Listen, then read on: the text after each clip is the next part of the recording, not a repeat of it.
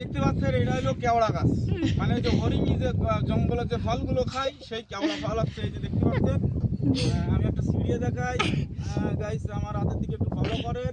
এই যে এটা ছিঁড়তেছি, এই ছিঁড়িয়ে ফেলেছি।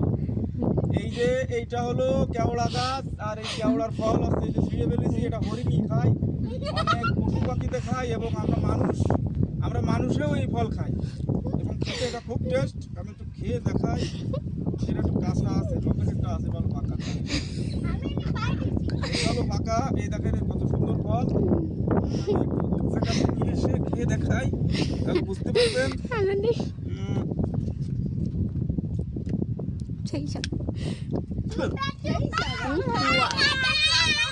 সেই স্বাদ, এটা কিন্তু টক টক। এর ভিতরে দুই রকম স্বাদ আছে, একটা হচ্ছে ডেবো আর আছে আমড়া। সুন্দর স্বাদ। এই যে গাছ দেখতে পাচ্ছেন, কিন্তু প্রচুর পরিমাণে ফল ধরেছে এই গাছে, প্রচুর পরিমাণ। শুধু দেখতে হবে, এত ফল এত ফল। ধরা খেয়ে গেলাম নাকি? আছে প্রচুর ফল।